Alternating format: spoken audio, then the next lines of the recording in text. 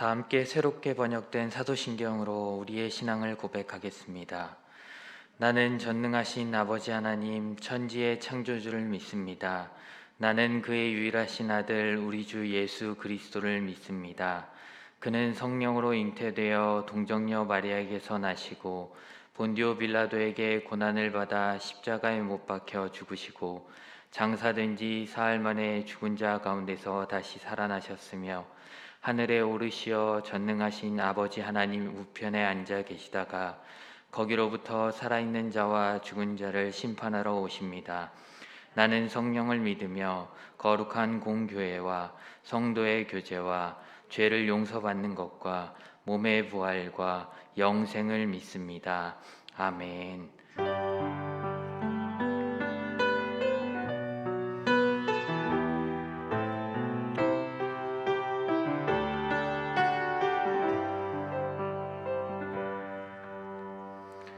찬송가 214장을 다 함께 찬양하시겠습니다. 찬송가 214장입니다.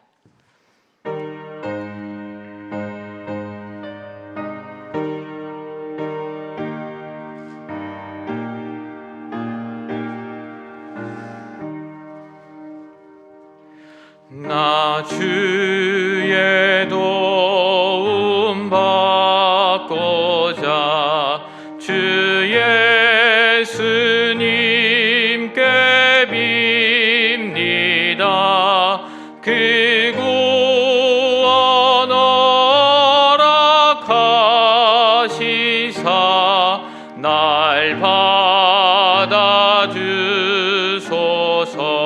받아주소서. 내 모습 이대로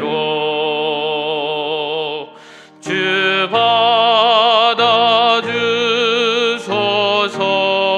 받아주소서.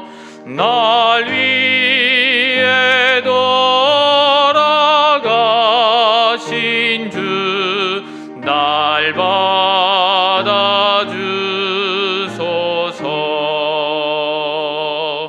큰 죄에 빠져 영죽은 날 위해 피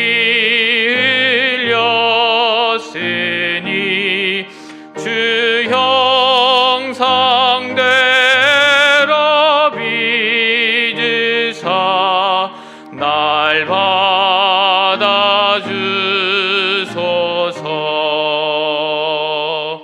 내 모습 이대로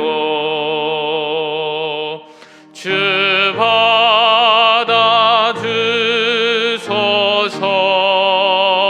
받아주소서. 날 위해 돌아가신 주 날 받아주소서.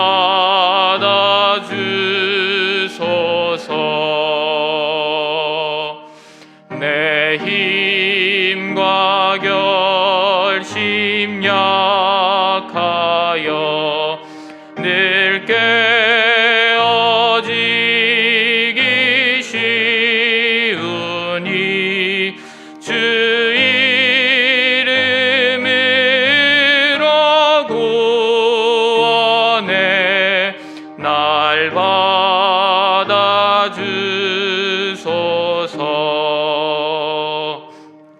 내 모습 이대로 주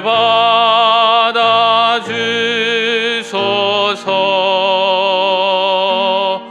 날 위해 돌아가신 주 날 받아주소서.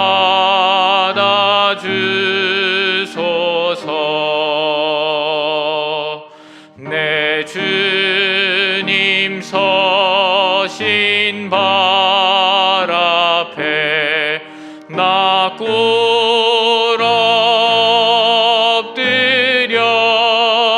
엎드렸으니 그 크신 역사 이루게 날 받아주소서.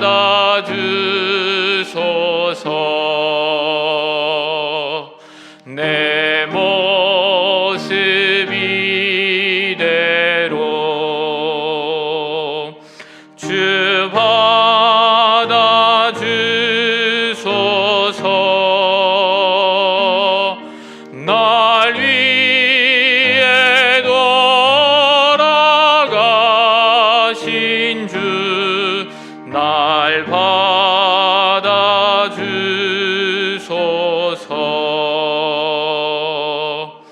아멘.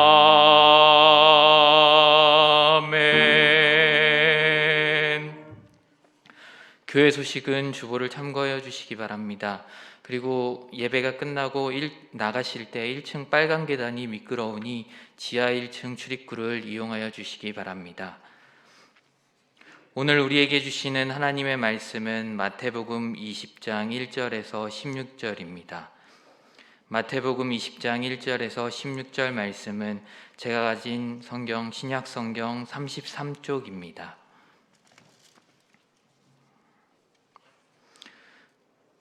다 같이 한 절씩 교독하도록 하겠습니다. 기록된 하나님의 말씀입니다. 천국은 마치 품꾼을 얻어 포도원에 들여보내려고 이른 아침에 나간 집주인과 같으니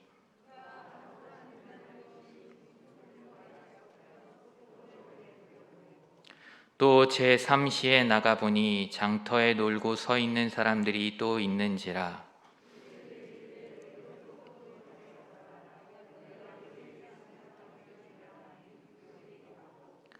제6시와 제9시에 또 나가 그와 같이 하고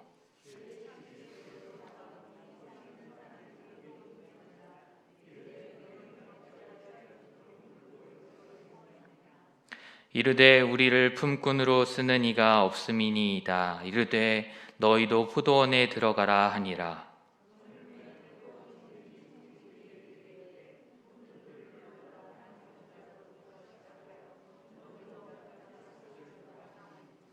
제11시에 온 자들이 와서 한 데나리온씩을 받거늘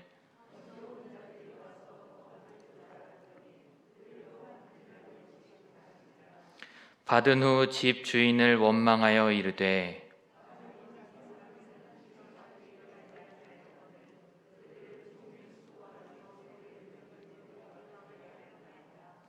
주인이 그 중에 한 사람에게 대답하여 이르되 친구여 내가 내게 잘못한 것이 없노라.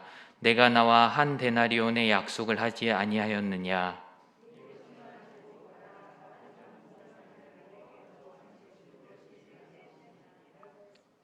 내 것을 가지고 내 뜻대로 할 것이 아니냐. 내가 선함으로 내가 악하게 보느냐. 그와 같이 나중된 자로서 먼저 되고 먼저 된 자로서 나중되리라. 아멘.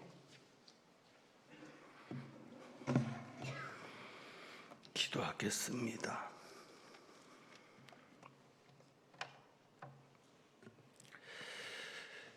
오늘도 주님 앞에 귀한 예물을 봉헌한 손길이 있습니다. 하나님 기억하여 주시고 이분이 드리는 감사 위에 더 많은 감사가 넘칠 수 있도록 귀한 가정과 삶을 복되게 인도하옵소서. 이제 말씀 듣습니다. 하나님께서 깨닫게 하여 주옵소서. 우리 주님 예수 그리스도의 이름으로 기도합니다. 아멘. 1절을 보겠습니다. 1절을 보면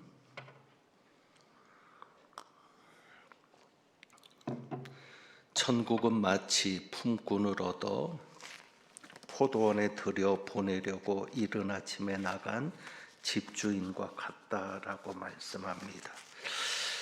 그래서 이 포도원의 품꾼들의 비유는 천국 비유로 이렇게 생각되기도 하는데, 여기서 예수님께서 말씀하시는 천국은 죽은 후에 가는 것이 아닙니다. 그러니까 죽은 후에 가는 천국을 말하는 것이 아닌데, 이 천국은 하나님의 나라입니다. 그런데 마태복음에서 하나님의 나라를 하나님의 나라라고 하지 않고 천국, 풀어서 말하면 하늘나라입니다. 하늘나라라고 말하는 이유는 유대인들은 하나님의 이름을 직접 부르거나 사용하는 것이 금기시 되어 있습니다.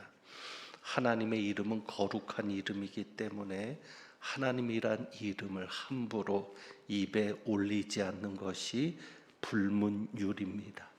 그래서 하나님의 나라라는 하나님이라는 언급을 빼고 천국, 그래서 하늘나라 이렇게 말을 합니다. 유대인들이 하나님의 이름을 언급하기 어렵기 때문에 하나님에 대해서 이야기할 때도 어려움을 겪습니다. 그래서 하나님이라는 이름을 쓰지 않고 하늘나라, 천국 이렇게 사용하기도 합니다. 그러니까 하나님이라는 이름을 쓸 때 하나님이라고 언급해야 되는데 그것에 대한 금기시 되는 것 때문에 천국이라는 말로서 하나님을 언급하는 것을 대신한다는 뜻입니다. 그러니까 하나님을 직접 언급하지 않고 천국이라는 혹은 하나님 나라라는 이렇게 사용할 수도 있겠는데 결국 여기서 천국은 하나님을 언급하고 있는 겁니다. 그러니까 천국은 무엇과 같으냐? 마치 품꾼을 얻어 포도원에 들여보내려고 이른 아침에 나간 집주인과 같다. 그래서 천국은 집주인과 같다. 그러니까 하나님의 나라가 혹은 하늘나라가 집주인과 같다라는 의미가 아니라 하나님이 집주인과 같다라는 뜻이 되는 겁니다. 그래서 하나님은 품꾼을 얻는 집주인과 같다는 것이 예수님께서 하신 말씀입니다. 그래서 추수 때가 되었습니다. 포도원의 추수 때가 되어서 품꾼을 얻으려고 나가는 것입니다. 그러니까 추수 때가 되면 일일 노동자를 고용을 합니다. 매일매일 일꾼을 고용을 하게 됩니다. 여기에 장터로 나가게 되는데 이 장터에는 인력시장과 같은 것이 형성되어 있습니다. 우리나라도 인력시장들이 몇 곳 있는데 거기에 일을 얻고자 하는 사람들이 모여 있으면 이 집주인과 같이 일꾼을 뽑으려고 하는 사람이 가서 사람들을 뽑게 됩니다. 그러니까 인력시장에 사람들이 모여 있을 때 2절입니다. 2절에 보면 이른 아침에 나가게 되는데 거기에서 이른 아침입니다. 이른 아침에 한 데나리온씩 품꾼들과 약속해서 포도원에 들여보냈다. 여기에서 이른 아침은 해가 뜨기 전입니다. 해가 뜨자마자 일을 시작해야 되기 때문에 해가 뜨기 직전에 일꾼들을 고용하려고 인력시장, 장터에 나가 있는 겁니다. 그래서 이 이른 아침은 대략 새벽 6시로, 오전 6시로 그렇게 이해를 합니다. 그래서 오전 6시에 일꾼을 뽑아서 12시간 근무를 시킵니다. 해질 때까지 12시간의 근무. 그러니까 오전 6시부터 오후 6시까지 12시간 근무를 하게 되는데 그때에 한 데나리온은 노동자 하루 품삯으로 알려져 있습니다. 그래서 한 데나리온의 약속은 그 당시에 정당한 임금을 주는 것입니다. 그래서 한 데나리온의 약속을 하고 오전 6시에 일꾼들을 뽑아서 포도원에 들여보냈습니다. 그리고 그 당시에는 가난한 사람들이 많아서 신명기 24장에 따라 하나님께서 정해주신 율법이 있는데 신명기 24장에 따라 당일 노동한 것에 대해서는 당일 임금을 지불하는 것이 원칙입니다. 그러니까 아침에 고용된 그리고 그날 고용된 일꾼에게는 며칠 것을 모아서 주는 게 아니라 매일매일 임금을 지불해야 합니다. 그래야 그 돈을 받아서 가족들이 생활할 수 있기 때문입니다. 그래서 오전 6시에 한 데나리온의 약속을 한 풀꾼들을 포도원에 들여보냈습니다. 그리고 3절에 보면 삼시라고 되어 있는데 개역판에서는 자세하게 설명들이 잘 붙어 있습니다. 거기에 번호가 되어 있고 아랫부분에 가서 보면 제3시는 오전 9시다 이렇게 되어 있죠. 3시간이 지난 후입니다.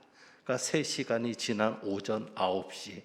그러니까 유대인의 시간 3시에서 플러스 6을 하면, 거기에 6을 더하면 오늘 우리가 말하는 24시간의 시간이 되는 겁니다. 그래서 3시에 장터에, 그러니까 인력시장이죠. 거기에 가니까 일이 없어서 놀고 있는 사람들이 있어서 그들을 또 고용합니다. 4절에 보면 너희도 포도원에 들어가라. 내가 너희에게 상당하게 주리라. 여기서는 한 데나리온을 언급하지 않습니다. 그냥 너희에게 상당하게 줄 것이다 라고 말을 합니다. 그리고 6시입니다. 6시는 6을 더하면 12시가 됩니다. 12시에 나가보니까 역시 일을 얻지 못하고 장터에 있는 사람들이 있어서 그들을 부릅니다. 그리고 9시, 6을 더하면 15시가 되죠. 15시면은 오후 3시가 됩니다.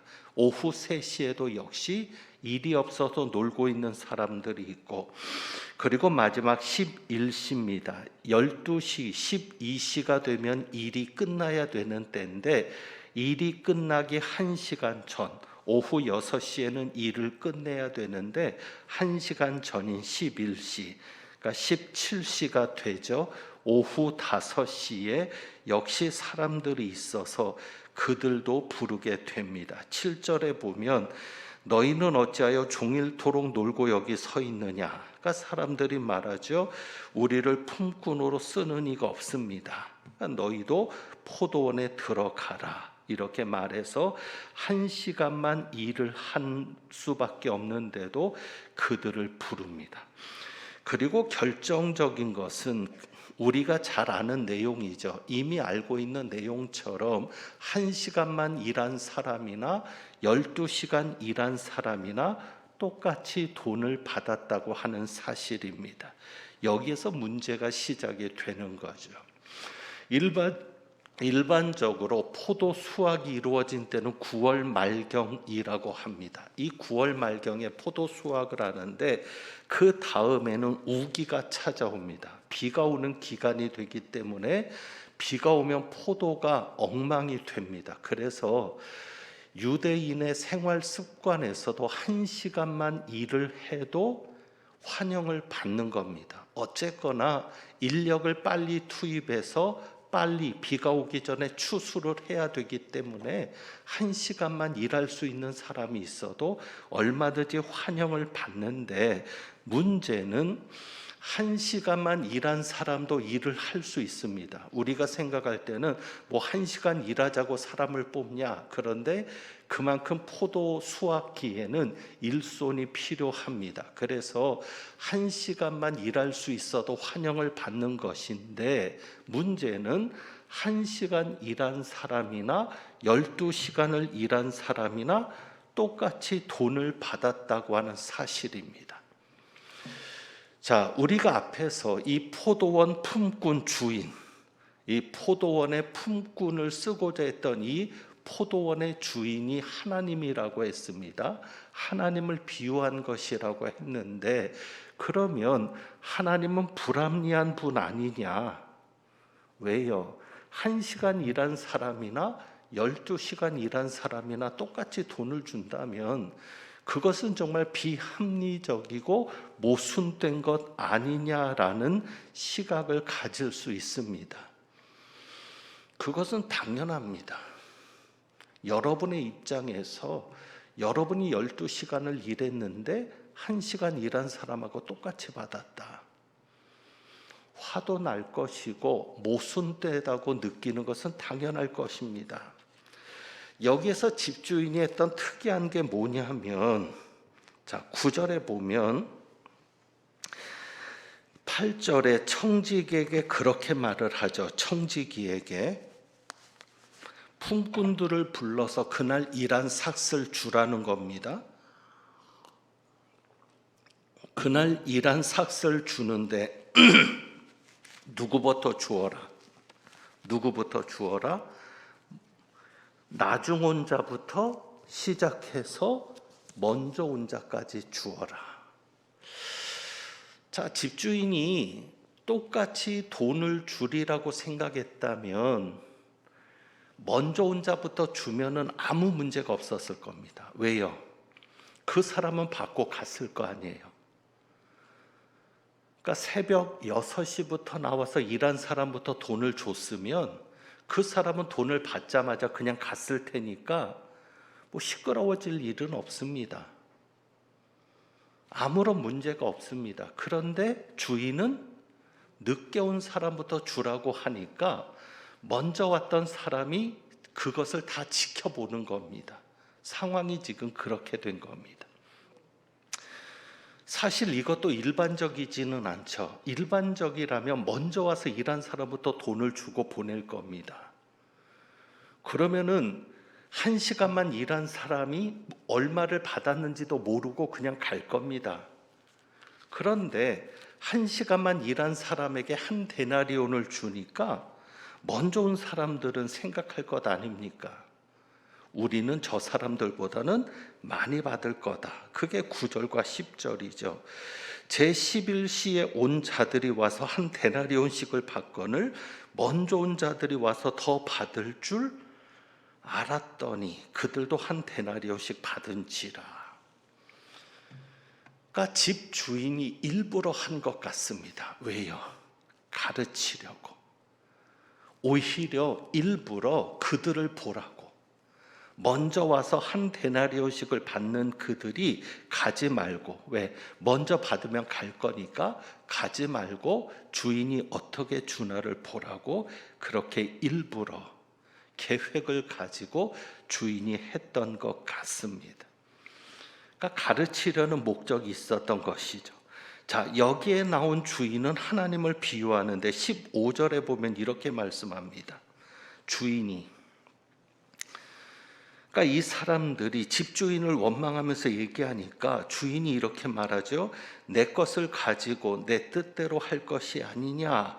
내가 선함으로 네가 악하게 보느냐. 예수님께서 비유를 말씀하실 때 이 집주인은, 이 포도원의 집주인은 선하다, 악하다? 선하다. 그리고 이 집주인은 누구를 비유한다고 했습니까? 하나님. 그러면 우리 하나님은 어떤 하나님이세요? 선하신 하나님이죠. 자, 우선 1시간만 일한 사람에게 한 데나리온을 주는 것이 왜 선하냐면 우리 하나님은 그런 하나님입니다. 자, 한 데나리온을 12시간 일한 사람이 받아서 그럼 1시간만 일했으니까 거기에 12분의 1을 받는다면 그냥 우리 생각에는 그게 정당하다고 할지 모릅니다. 그러나 하나님의 정당함은 이것입니다. 1시간만 일한 사람들에게는 누가 있습니까? 누가 있어요? 가족들이 있죠. 12시간 일한 사람도 똑같은 부양가족이 있습니다. 그러면 1시간만 일한 사람이 만약에 12분의 1을 받아가지고 가서 가족들을 그날 먹여야 된다면 먹일 수 있습니까? 없습니까? 없습니다. 한 데나리온이 있어야 하루 살 수 있다고 한다면 집주인은 일꾼의 관점에서 일꾼을 보는 게 아니라 그 가족을 보는 겁니다. 이해되시겠습니까? 우리는 그냥 일한 사람만 보죠. 그러나 우리 하나님은 우리의 모든 것을 보십니다. 그게 하나님의 선하심입니다. 그러니까 우리에게는 그 가족들까지는 안 보이는 거죠. 그냥 일한 사람만 보이는 거예요. 그러니까 12시간 일한 사람과 1시간 일한 사람이 똑같아서는 안 된다. 그런데 똑같아야 됩니다. 왜? 가족들을 먹여 살려야 되는 것은 똑같으니까. 1시간 일한 사람도 그 임금을 가지고 가서 가족들을 살려야 되니까. 그런 관점에서 보면 우리 하나님은 선하신 하나님이고 그런 하나님의 마음이 우리에게 있습니다. 하나님은 우리도 그렇게 보십니다. 여러분 한 사람만 보시는 게 아니라 여러분의 가족들까지 고려하시고 여러분이 처해 있는 상황까지 고려하시고 어느 때는 그것이 불합리하게 보일 수 있습니다. 왜 하나님 저 사람에게는 저렇게 잘해 주십니까? 나한테는 못 하시면서. 하나님은 그 사람만 보는 게 아니에요. 그 사람 뒤에 있는 가족들도 보시는 거예요. 너는 그래도 이렇게 살 수 있지 않냐? 그런데 저 사람은 저렇게 해주지 않으면 못 살아. 그게 우리 하나님의 선하심이고 하나님의 사랑입니다. 그래서 우리가 그런 하나님의 시선을 가지는 것도 중요하지요. 자, 여기에서 이 집주인은 12시간 일한 사람들에게만 한 데나리온을 약속했습니다. 그리고 그 외 일꾼들에게는 상당하게 주리라 라고 말합니다. 4절에 그렇게 했죠. 상당하게 주리라. 이 상당하게라는 것은 디카이온이란 말인데 이 디카이온이란 말은 디카이오스에서 나온 말입니다. 의롭다는 것이죠. 내가 의롭게 주리라. 정당하게 주리라. 그러니까 이 하나님의 의로우심을 말하는 겁니다. 우리 하나님의 선하심은 하나님의 의로우심입니다. 그 하나님의 의로우심은 정당함인데 결국은 사랑이죠. 그러니까 우리가 의라고 하는 개념을 생각하면 사랑을 놓치기 쉬운데 하나님의 의 속에는 무엇이 들어가 있어요? 하나님의 사랑, 하나님의 은혜가 들어가 있습니다. 그러니까 이것은 나중에 뒤에 가서 다시 한번 설명을 드리고 또 한 가지 거기에 14절에 내 것이나 가지고 가라. 나중은 이 사람에게 너와 같이 주는 것이 내 뜻이니라. 그러니까 하나님은 동일하게 주시는 것이 하나님의 뜻이라고 합니다. 그리고 내 것을 가지고 내 뜻대로 할 것이 아니냐. 그러니까 우리 하나님은 어떤 하나님이요? 두 가지가 나타나는 거예요. 14절과 15절의 말씀에서 두 가지가 나타납니다. 첫째는 하나님은 선하신 분. 그러니까 하나님은 모든 기준을 선한 기준으로 판단하십니다. 그게 하나님의 공의고 하나님의 의입니다.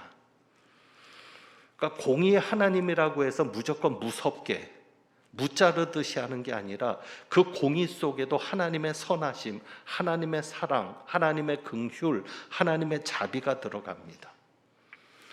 그리고 두 번째로 나타나는 것이 우리 하나님은 선하신 하나님이면서 어떤 하나님이요? 자신의 뜻대로 하시는 하나님. 그래서 14절에 동일하게 주는 것이 하나님의 뜻이라고 말을 합니다. 자, 그러면은 이제 이것을 우리가 문맥에서 살펴야 이 비유의 의미가 더 정확하게 드러납니다. 자, 문맥에서 살핀다는 것은 이것인데 그 앞에 19장으로 가서 봅니다. 19장. 이 말씀이 이어지는 말씀이에요. 19장하고 20장 이렇게 돼 있으니까 분리된 말씀이라고 생각하지만 예수님께서 지금 쭉 이어서 설교하신 거예요. 그러니까 이어지는 말씀입니다. 재물이 많은 청년의 이야기가 나오죠. 뭐 잘 아는 내용이니까 우리가 21절만 봅니다. 21절, 19장 21절. 네가 온전하고자 할진대 내 소유를 팔아 가난한 자들에게 주라. 그래야만 하늘에서 보화가 있으리라. 그래서 청년이 재물이 많으니까 근심하며 갑니다. 그럴 때 예수님이 제자들에게 말씀하시죠. 23절에 부자는 천국에 들어가기가 어려우니라. 그러면서 낙타가 바늘기로 들어가는 것이 부자가 하나님의 나라에 들어가는 것보다 쉬우니라.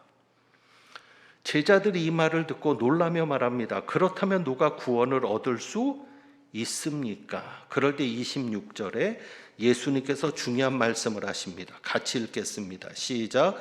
예수께서 그들을 보시며 이르시되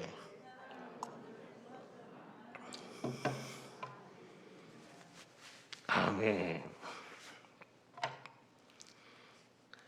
자, 제자들이 이렇게 물었습니다. 그렇다면 누가 구원을 얻을 수 있습니까? 예수님 뭐라고 얘기하세요? 사람으로서는 할 수 없으나. 그러니까 구원은 사람이 얻을 수 있다 없다? 없다. 사람이 어떤 것을 해도 구원을 얻을 수 없다는 것입니다. 그런데 누가 하실 수 있다? 하나님이 하실 수 있다. 그러니까 구원은 우리가 무엇을 해서 얻는 것이 아니라 하나님이 자기의 뜻대로 주시면 그게 구원을 얻는 겁니다. 그러니까 26절의 말씀이 그것이죠. 그러니까 구원에 대한 두 가지 조건이 있어요. 하나는 뭐냐면 하나님이 하시는 일이라는 겁니다. 그냥 하나님의 뜻이 있으면 주는 것이 구원이지 우리가 할 수 있는 일이 아니라는 거죠. 그것이 두 가지 조건 중에 하나가 우리의 기준이 아니라는 겁니다. 하나님이 하시는 일이지 우리의 기준이 아니다. 여기서 포도원 품꾼의 주인이, 포도원 품꾼을 고용한 주인이 내 것을 가지고 내 뜻대로 할 것이 아니냐, 내가 선한데 왜 너희가 악하기 때문에 왜 나를 악하게 보느냐, 그것과 연결되는 내용입니다. 12시간 일한 사람 한 데나리온, 1시간만 일한 사람도 한 데나리온, 이것은 그냥 하나님의 뜻으로 주는 거지 12시간 일했다고 더 받아야 되고 1시간 일했다고 덜 받아야 되고 우리에게 주어진 권한이 아니라는 사실을 말하는 겁니다. 사람으로서는 할 수 없으나 오직 하나님으로서는 하실 수 있느니라. 바로 그것을 말씀하시는 것이죠. 그러니까 부자 청년의 이야기와 연결되어 있는 겁니다. 왜? 부자가 천국에 들어가기가 어렵다. 사람으로서는 안 되죠. 그러나 우리 하나님이 하시면 부자도 천국에 들어갈 수 있게 하시는 것입니다. 그래서 예수님의 말씀은 거기에 연결되는 거죠. 그래서 30절에 이어진 말씀이죠. 30절. 그러나 먼저 된 자로서 나중되고 나중된 자로서 먼저 될 자가 많으니라. 16절에도 예수님 다시 한번 반복하셨는데 19장 30절에서 이야기를 합니다. 먼저 된 자로서 나중되고. 자, 여기서 먼저 된 자가 누굽니까?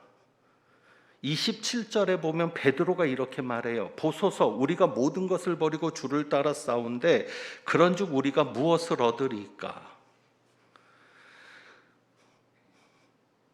자, 먼저 된 자는 누구죠? 베드로입니다. 그러니까 12시간 일한 일꾼처럼 먼저 예수님께서 부른 자들입니다. 그러니까 이 베드로는 자신들이 주님을 버리고 모든 것을 버리고 주님을 따랐다는 겁니다. 그래서 우리가 무엇을 얻으리까? 더 받을 것을 기대하는 거죠. 나중된 자는 누구예요? 부자 청년.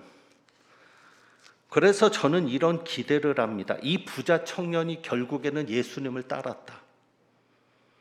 이 비유 속에서 드러나지는 않지만 결국에는 돌아와서 예수님을 따랐다. 왜? 예수님께서 먼저 된 자, 나중된 자를 얘기했으니까. 그러니까 베드로는 지금 부자 청년을 보면서 자기들이 우쭐한 겁니다. 왜? 자기들은 버리고 예수님을 따랐는데 부자 청년은 버리지 못했거든요. 그럴 때 예수님 하시는 말씀이 그거예요. 먼저 된 자가 나중되고 나중된 자가 먼저 될 것이다. 그래서 그 먼저 된 자가 나중되고 나중된 자가 먼저 되는 비유가 뭐다? 포도원의 품꾼의 비유다. 나중 온 자들이 먼저 되잖아요. 먼저 상급을 받고 똑같이 받고. 먼저 온 자들이 나중 되잖아요. 그러니까 중요한 것은 언제 부름받았느냐가 중요한 게 아니고 어떻게 일했느냐가 중요한 것이죠. 그래서 결론도 16절, 20장 16절에 이와 같이 나중된 자로서 먼저 되고 먼저 된 자로서 나중 되리라. 그러니까 문맥으로 보면 포도원의 품꾼들의 비유는 19장 30절에 말하는 먼저 된 자로서 나중되고 나중된 자로서 먼저 될 자가 많으니라를 설명하는 비유입니다. 그래서 그것을 설명하신 다음에 결론적으로 나중된 자로서 먼저 되고 먼저 된 자로서 나중되리라라고 말씀하시는 겁니다.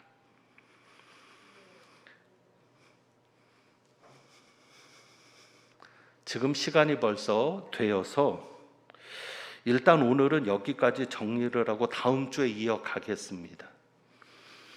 오늘은 특별한 메시지가 다음 주에 이제 나오는데, 이 메시지가 나오는 부분만 해도 제가 볼 때는 10분에서 15분 정도.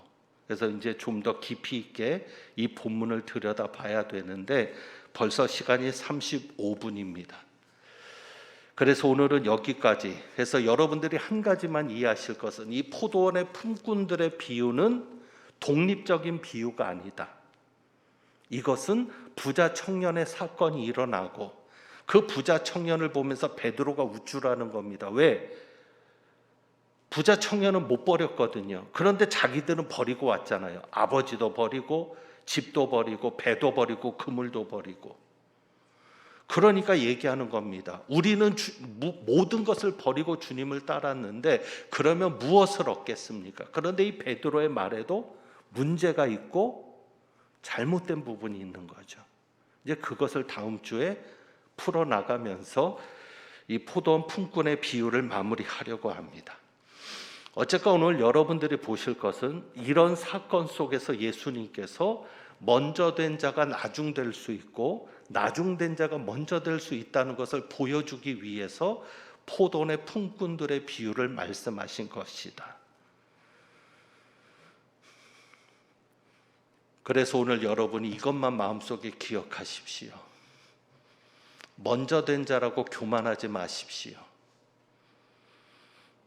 내가 먼저 장로가 되고 먼저 권사가 되고 먼저 안수집사가 되고 먼저 목사가 되고, 아닙니다. 먼저 된 것이 중요한 게 아닙니다. 오히려 나중된 자가 더 우리를 앞서갈 수 있습니다. 그러니까 늘 겸손하게 나중된 자라도 인정하시고, 그가 나보다 더 하나님 앞에 인정받을 수 있고, 그가 나보다 더 면류관 받을 수 있고, 그가 나보다 더 상급받을 수 있음을 생각하면서 하나님 앞에 겸손하게 나중된 자도 인정하고 먼저 된 자는 더 겸손할 수 있는 그런 은혜가 있기를 축원합니다. 기도하겠습니다.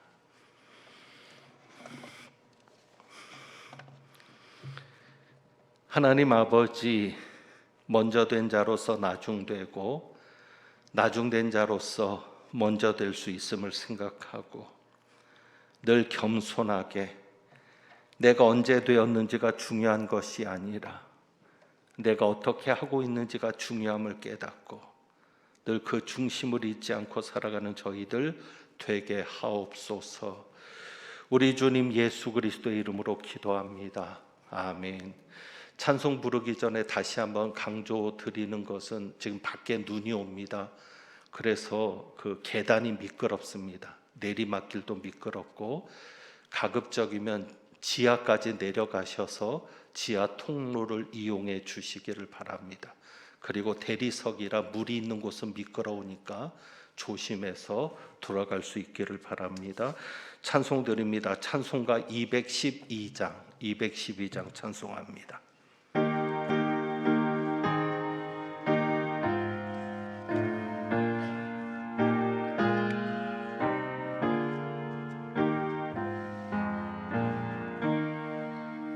겸손히 주를 섬길 때 괴로운 일이 많으나 구주여 내게 힘 주사 잘 감당하게 하소서. 인자 한 마리를 가지고 사람을 감화시키며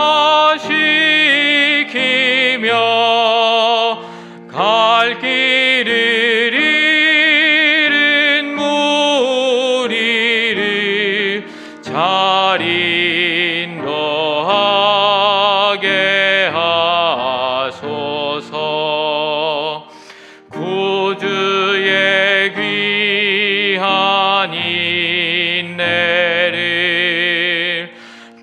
깨달아 알게 하시고 굳건한 믿음 주셔서 늘 승리하게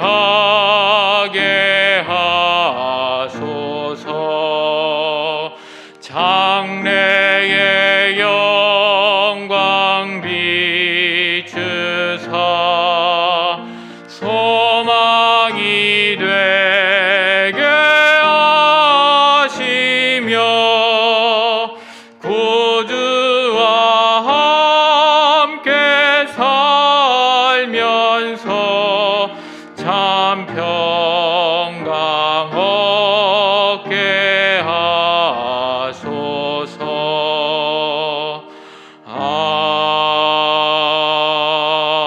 아멘. 주님께서 가르쳐 주신 기도로 수요 예배를 마치겠습니다. 하늘에 계신 우리 아버지여, 이름이 거룩히 여김을 받으시오며 나라의 임하옵시며 뜻이 하늘에서 이룬 것 같이 땅에서도 이루어지이다. 오늘날 우리에게 일용할 양식을 주옵시고 우리가 우리에게 죄 지은 자를 사하여 준 것 같이 우리의 죄를 사하여 주옵시고 우리를 시험에 들게 하지 마옵시고 다만 악에서 구하옵소서. 대개 나라와 권세와 영광이 아버지께 영원히 있사옵나이다. 아멘.